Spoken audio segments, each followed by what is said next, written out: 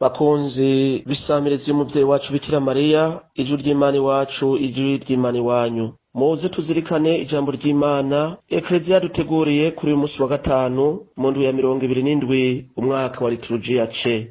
Ngaho dukura iryo jambo ry'umukama mu gisomo ca mbere tugikura mu gitabo c'umuhanuzi Yoweli mu kigabane ca mbere kuva ku karongo ka 13 gushika ku karongo ka 15 no mu kigabane ca kabiri kuva ku karongo ka mbere gushika ku karongo ka kabiri. Umuhanuzi Yoweli arasaba kwibabaza kubera ibicumuro, gutyo mukama akagira ikigongwe. Izaburi ni zaburi 9 canke izaburi ya 10 bivanye n'igitabo c'ijambo ry'Imana cakoreshejwe. Inkuru nziza ya Luka mu kigabane ca 11 kuva ku karongo ka 15 gushika ku karongo ka 26.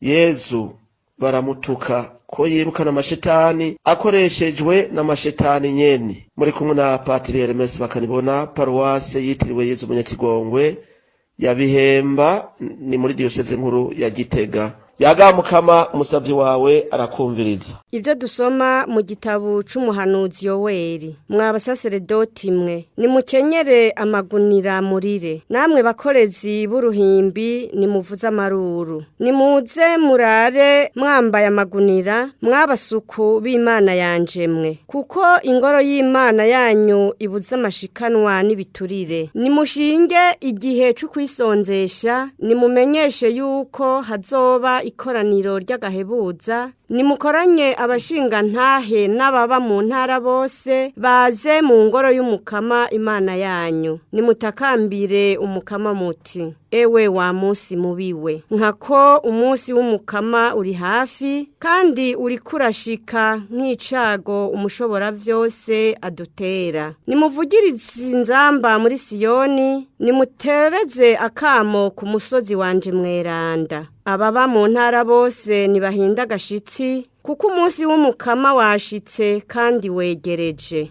Umunsi w'umwijima n'ibicu vyazibiye ijuru, umunsi w'inkuruma n'ibipfungu. Nka kurya umutwenzi ushwara imisozi, niko haseruka igihugu c'abantu benshi kandi bakomeye, kitari bwaboneke kandi kitazosubira kuboneka no hanyuma mu myaka izokurikira. Iryo ni ijambo ry'umukama.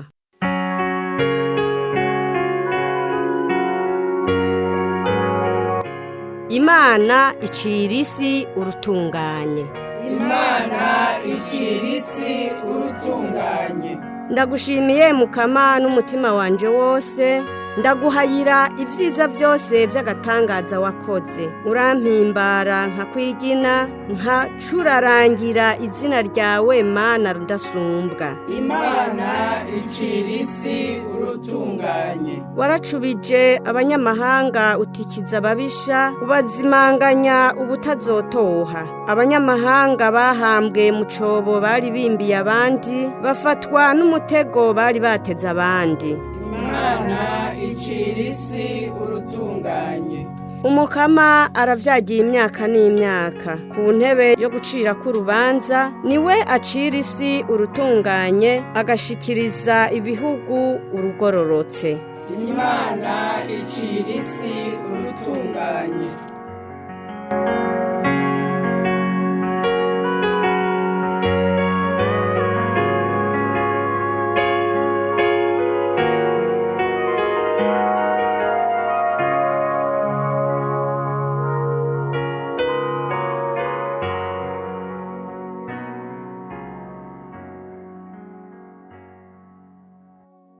Ivyo dusoma mu njiri nyeranda yanditse Luka. Muri irya minsi Yezu yari yirukanye shetani ngo uvemo umuntu w'ikiragi. Mugabo bamwe mu baraho bagira bati, yirukana amashetani ku bwa Belzebul, umwami w'amashetani. Abandi nabo kugira ngo bamugeze bamubwira bati, twereke ikimenyetso kivuye mw'ijuru.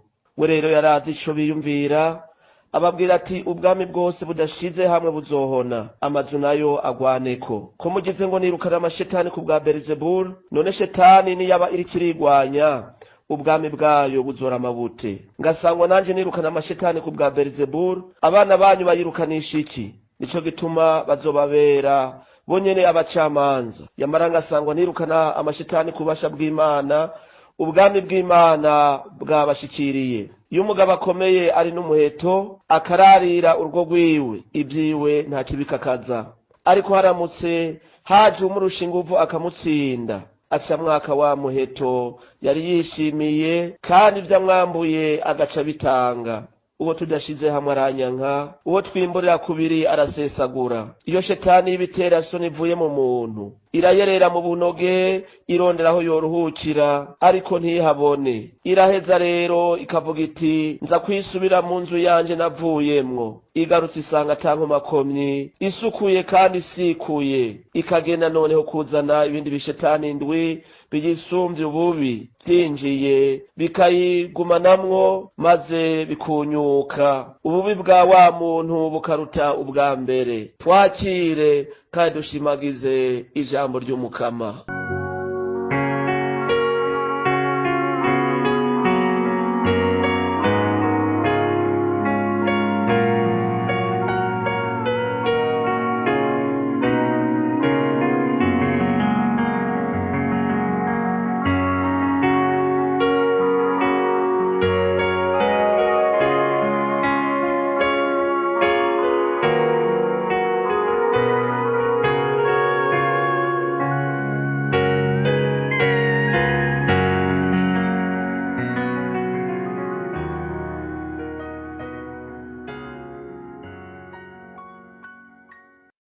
Dusabe mutima mweranda wabane natwe muri uyu mwanya, aduhe gutegera iri jambo ry'Imana Umukama adushikirije. Kanatsinda mutima mweranda niwe mwigisha mukuru wa Ekleziya, niwe aduha gutegera amabanga y'ubwami bw'ijuru. Mu gisonga ca mbere tugikuye mu gitabo c'umuhanuzi Yoweli. Tubanze dutegere neza uwo muhanuzi. Umuhanuzi Yoweli yaranguye ubutumwa bwiwe mu gihe cari kigoye cane. Hari inzara yari yatewe n'ibikoko byari byateye imirima, biraheza rero bitera amapfa mu gihugu. Abantu ntibari bagifise ico bikorako ngo bashobore gushikanira Umukama amashikanwa. Bose bari mu marira kubera bugarijwe n'ubukene, bwaba ubwo kubura ivyo bafungura, bwaba n'ubukene bw'umutima nyene, kuko bari bihebuye. Umuhanuzi Yoweli arahamagarira abantu kwibabaza kugira ngo amakuba barimwo agabanuke. Agira ati mw'abasaserdoti mwe, nimukenyera amagunira murire, namwe bakorezi b'uruhimbi nimuvuze amaruru. Aya majambo ni inkoramutima ku bantu bayumva ico gihe c'umuhanuzi Yoweli. Umuhanuzi ahera kuba ari imbere y'abandi mu kwemera ngo bibabaze cane abasaserdoti n'abakorezi babo. Ati nimurare mwambaye amagunira mw'abasuku b'Imana yanje mwe, kuko ingoro y'Imana yanyu ibuza amashikanwa n'ibiturire. Kanatsinda hari mu mapfa, nta mashikanwa bashobora kuronka. Muri Isirayeli iyo hashitse ibyago nk'ivyo, mu kwemera kwabo babisigura ko ari ibicumuro bakoze vyabakwegeye ayo mahano yashitse. Nahatawoca afatanya impanuka zishitse n'ivyaha vyacu. Abanyisirayeli botwigisha gusoma ibimenyetso vy'ibihe. Hari impanuka zidushikira tukaguma twibaza ibi na biriya. Nyabuna natwe nk'Abanyisirayeli dukwiye kubigirako, maze tumurikiwe n'ukwemera kwacu tukibaza nk'abakristo tuti mbega ivyo bintu bishitse bivuye kuki? Nk'uruzuba, isegenya, imiriro yaka hana hariya, inzara n'ubukene. Tukibaza ico bivako, tuti mbega umuntu nta ruhara yoba bifisemwo. Dusanga n'ibicumuro birimwo mu bitera amakuba abana b'Imana hano kw'isi. Umuhanuzi Yoweli acahamagarira abantu kwisonzesha. Agira ati nimushinga igihe co kwisonzesha, nimumenyeshe yuko hazoba ikoraniro ry'agahebuza. Nimukoranye abashingantahe n'ababa mu ntara bose baze mu ngoro y'Umukama Imana yanyu. Nimutakambira Umukama muti ewe wa munsi mubiwe. Umuhanuzi agahamagarira abantu kwisonzesha. Akabura ku munsi w'Umukama uri hafi, mbere uzoza ari umunsi mubi, umunsi w'ibipfungu, umunsi w'umwijima, umunsi w'inkuruma. Agasaba rero abantu kwisubirako. Ijambo ry'Imana riguma ririshasha. Uyu munsi turumvise aya majambo y'Umukama aciye ku muhanuzi Yoweli, nituyagira yacu ko mu gihe ciwe natwe uyu munsi ibiduhagarika umutima ntibibuze, inzara ntibuze, turategerezwa kugaruka ku Mukama. Hamwe abarundi twese iyo tuva tukagera twogaruka ku Mukama tugaheba ibyaha dukora, Uburundi bwoba bwiza kuruta uko tububona. Umurundi wese ahari yofata ingingo yo kwihana ibyaha vyiwe akagaruka ku Mukama, tworonka ivyiza vyinshi mu buzima bwacu. Kandi iryo jambo ryo kwihana riraba uwo ari we wese iyava akagera atanumwe avuyemwo. Nitwumve twese ako kamo dutewe n'umuhanuzi Yoweri. Ukwibabaza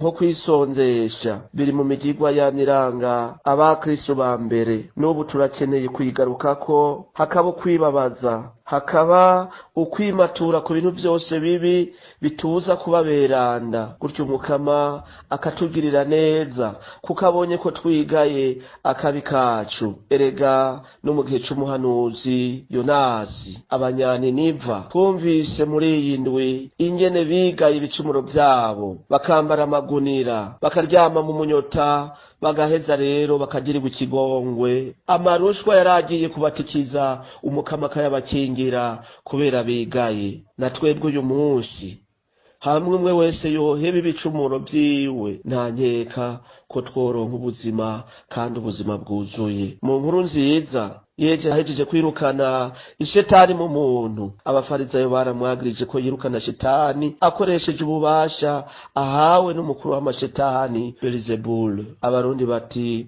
ugutuka nta gutorera. Aho kubona ubukuru bwiwe ku mashetani, barugaye imitima yabo baramutyoza. Ariko wewe akababaza ati, mbega abana banyu birukana shetani bayirukanisha iki? Jambo yaraje mu biwe, abiwe ntibamwakira, ariko abamwakiriye bose yabahaye kwitwa abana b'Imana. Barubahutse gutuka Yesu umwana w'Imana, ariko we arababwira ko yirukana amashetani ku bubasha bw'Imana. N'ikimenyetso c'umuzo w'ubwami bw'Imana mu bantu. Ubwo bugarariji bwo gutuka Yesu kwakorana na shetani nibwo bwatumye abo bafarisayo baguma biyugara, bakanga kwakira Yesu Kristo. Turakeneye kwicisha bugufi imbere y'ivyo Umukama akorera abana biwe muri ekleziya. N'uyu munsi abameze nk'abo bafarisayo ntibabuze. Hari byinshi Umukama ariko arakorera muri ekleziya uyu munsi. Umukama agumakiza abana biwe mu nkukanyera ndayimisa, mu isakaramento ry'ikigongwe. Umukama arakura shetani mu bantu akabagira beranda. Mu masakaramento y'ekleziya turahahurira na Yesu. Ubwami bw'Imana bwaradushwaye, ariko hari abantu bakengera gose abasaseredoti mbere bakanabatyoza. Abo bose nabo batandukaniye n'abo bafarisayo. Turi mu kwezi kwahariwe kumenyesha inkuru nziza. Turakwiye kuzirikana akaranga kabadushikiriza inkuru nziza n'iteka ryabo, tukabubaha kuko bari mu kibanza ca Kristo. Yesu yaciye atanga iyindi nyigisho ati, shetani yivuye mu muntu arasabwa kuba amagabo, kuko irashobora gucigarukana ubukari bwinshi kuruta ubwa mbere. Wa muntu yari yabohotse agasubira inyuma nk'ibirenge. Iryo jambo rya Yesu turifate nka nkama. Umuntu amaze kugaya ibicumuro vyiwe agahabwa isakaramento ry'ikigongwe, arabwirizwa kuba maso, agasenga cane, agakovya kuko shetani muvuyemwo irashobora kugarukana inkomezi, agaheza akaba mubi kuruta. Birasaba ko uja guhabwa isakaramento ry'ikigongwe yishingira ingingo iza kumurinda kugwa kandi mu nabi. Dusabiranire twese. Uwirukana shetani mu mutima w'umuntu ni Yesu Kristo ubwiwe. Niwe afise ububasha n'inganji, kanatsinda nta rindi zina twahawe rishobora kudukiza atari Yesu. Muri uku kwezi kw'icumi kwari kumenyesha inkuru nziza, nidusabira abamisionari bacu cyane cyane abari mu bihugu bitemera Kristo neza, ibihugu bitaramenya neza Yesu, kuko abamisionari baratotezwa nkuko Yesu yatotejwe agatukwa kwakorana n'amashetani. Tubandanye gusenga duciye ku muvyeyi wacu Bikira Mariya muri uku kwezi kw'irozari, dusaba ngo abakristo twese twakira inkuru nziza n'umutima uciye bugufi, aho kugwanya ibikorwa Umukama ariko ararangura mu muryango w'ekleziya. Dusabe. Mukama Yesu, uyu munsi ijambo utuyagire radukebuye uciye ku muhanuzi Yoweri. Yoweri yasaba abantu kwibabaza kugira ngo bashobore kugirirwa ikigongwe. Nuduhe kugaya ibicumuro vyacu kugira ngo turonke ubuzima bwawe. Turumvise ingene abantu bo mu gihe cyawe bakugwanije gukorana n'amashetani. Duha umutima wo kwicisha bugufi wo kwakira ijambo ryawe, gutyo turonke ubuzima kandi ubuzima bwuzuye. Amen. Mwari kumwe na Padre Messi Bakanibona, umusaseredoti wo muri Diyoseze nkuru ya Gitega, Paruwasi ya Bihemba.